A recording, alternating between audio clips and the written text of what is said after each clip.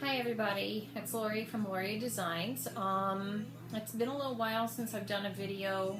Seems like time keeps getting away from me and I'm trying to do all these different things and just then it goes, oh, I haven't made a video in a little while. And the goal with the videos was just to sort of go through some different things that I've ran into as a beginning jewelry artist. And I'm one of those people that sort of kind of just dive in and sort of learn as I go. I live in a very rural area, so I don't have a lot of access to different classes or instructors. One of the downfalls of living in a very small community and up on the northern part of New York, we're right along the Canadian border. So although we have several colleges in the area, none of them really offer metal smithing or silversmithing courses or anything like that. So I've been sort of plugging away at it and learning everything, as I go. So we're going to talk about a few things today. One is a couple of rings that I've made.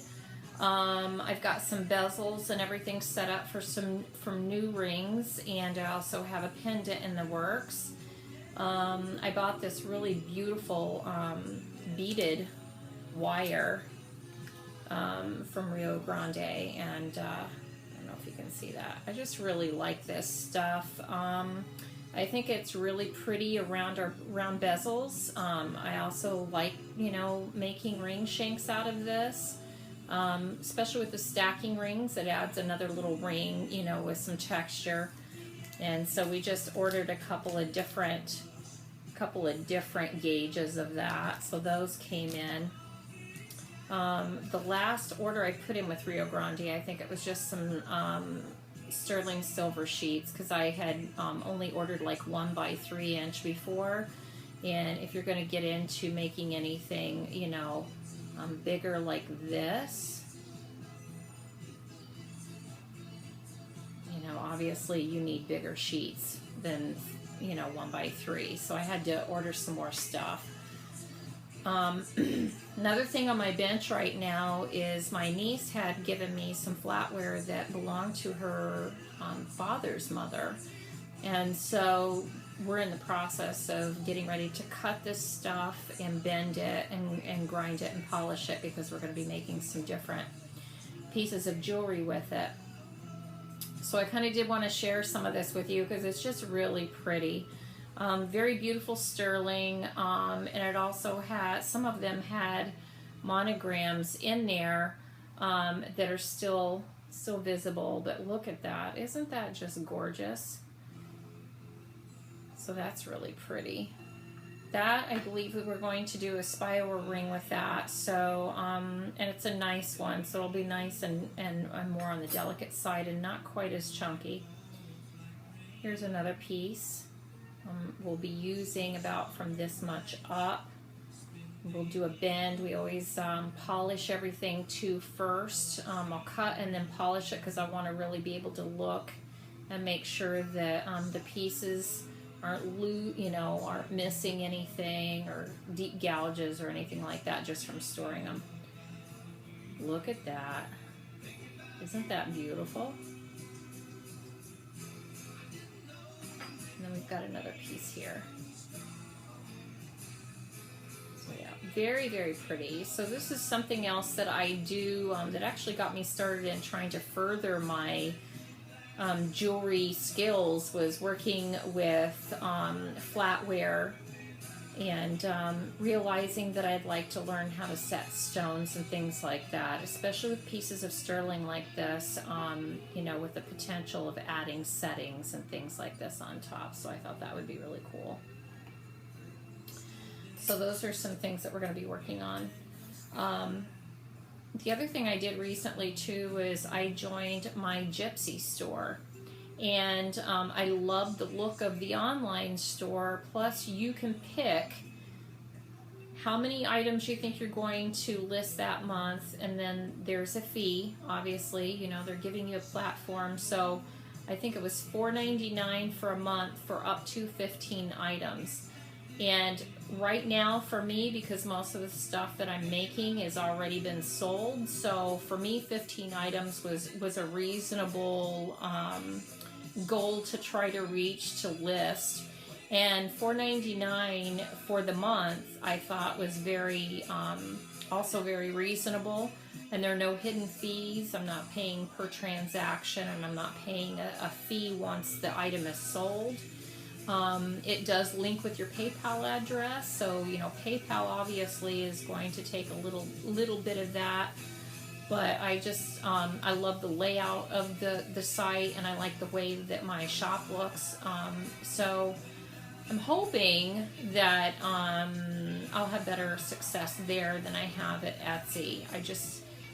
I don't know if I'm doing anything wrong, but I've just never really gained a lot of success with them, and I just don't have a lot of time either to try to sit and figure out, you know, what keywords I need to be using and things like that. Maybe once I'm doing the jewelry full time, I would have more time to actually go in and try to promote in that sense. But right now I need something that is sort of how do I want to put this? Sort of kind of like I list it and it kind of does its thing. So mygypsystore.com, and I will definitely post some links below the video. So another thing that I do with my silverware is I also look at interesting patterns, so it doesn't have to be sterling or silver plate. Sometimes stainless steel catches my eye. So this was a ring that I made. Just very, very pretty and a little more modern. You know, it's not that vintage style look. It's just a nice sort of spiral chunky ring with flowers on it. And I find that the younger girls really like these. So that's also listed in my Gypsy store too. I had that one in there.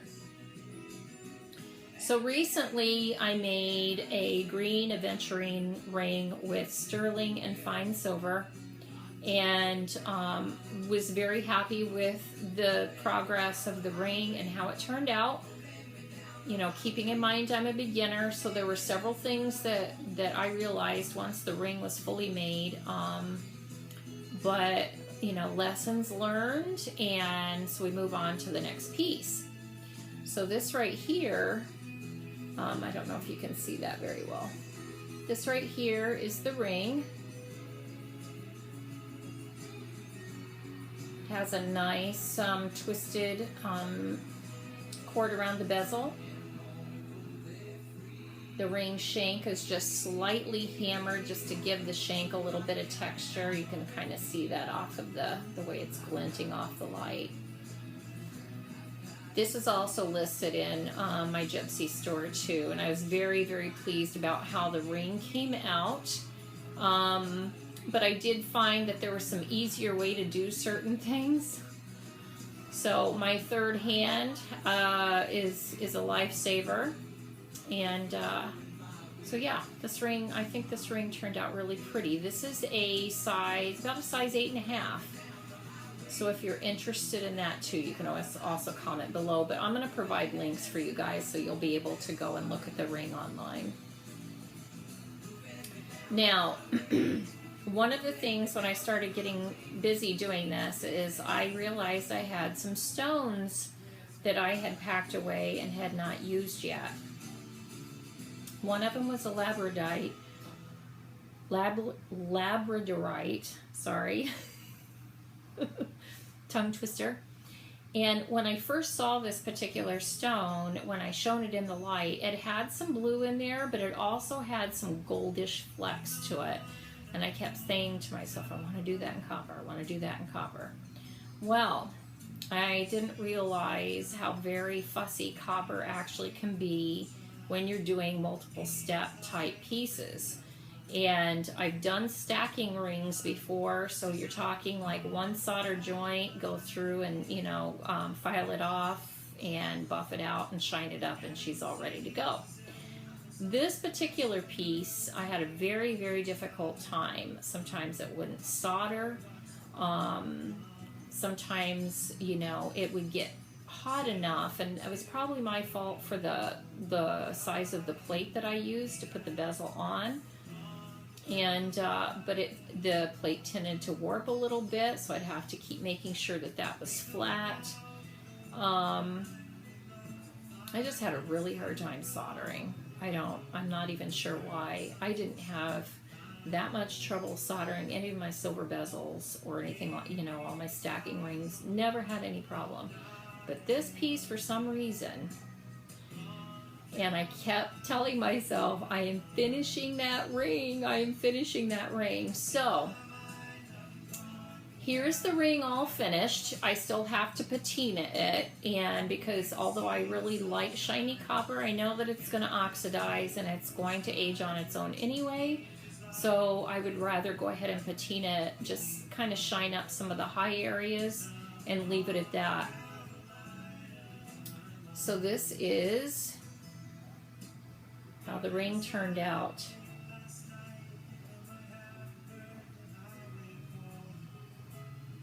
I'm one of those people, I'm a tattoo artist during the day, during the week, and I'm always thrilled when I get pieces that require a lot of detail and a lot of time. And so when I sit down and make jewelry, I'm realizing too that, you know, I'm really kind of the detailed type person. I want to add little things to it here and there.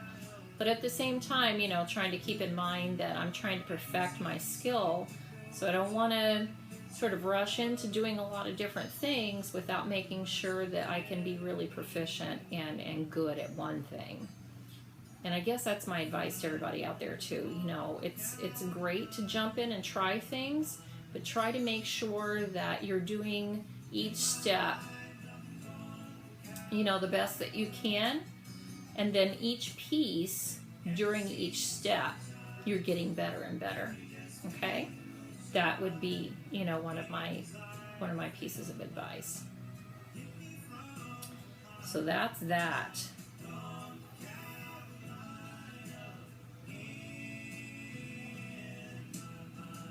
So this was definitely a labor of love, even though there was a couple of times I wanted to give it a little fling. But she is finished. So what else have we got going on? I bought this really pretty sort of glass opal that I thought was really, really pretty.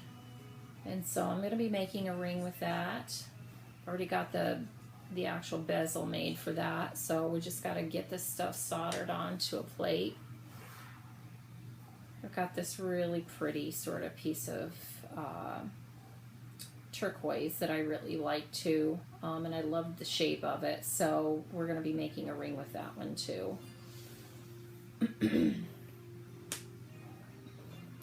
Other than that, there really hasn't been a whole lot going on. I've learned a lot over the last few weeks after starting this adventure, you know, that I need to be really patient.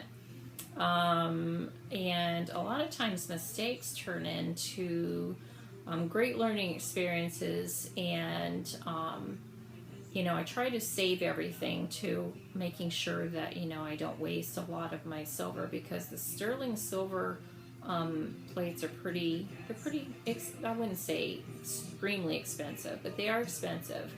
And so when you go into making these pieces, you need to have some sort of an idea, you know, what it is that you're creating. One of the other things that I recently ran into was using the jeweler's saw. Good lighting, folks. You need really good lighting to make sure that that tiny little blade is going where it's supposed to go. And we almost ended up with a problem with that copper ring. So hopefully, you know, next time I'll remember to make sure I've got plenty of good light and to watch really carefully where I'm going. Other than that, I think that's just about it. I'm just looking around here to see if there was anything else I wanted to play show and tell with.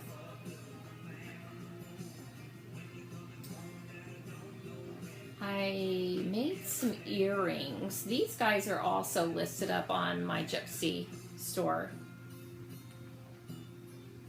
I do like copper. So there's certain things that I like really making with copper wire.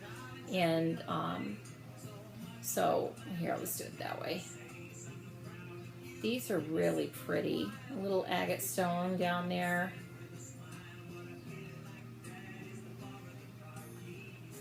So yeah, I made a pair of these so that little dangles.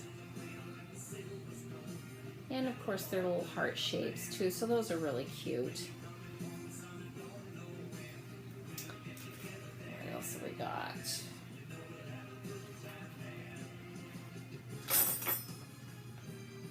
I like, every once in a while too, I like clear earrings or neutral earrings, something that you can wear with just about anything. And so I made these guys up with that in mind. So these are really pretty. Now, one of the things that I did is I had some really extra long head pins, and I didn't want to have to cut them. So what I did is I created the earring all in one piece. So this is the bottom of the head pin down here, which I did into a spiral. Then I put the beads on, did another sort of spiral up here and off into the ear wire. Sorry guys, I just went to review that clip and realized I'd left the music on the entire time, so hopefully it isn't too distracting. Bye.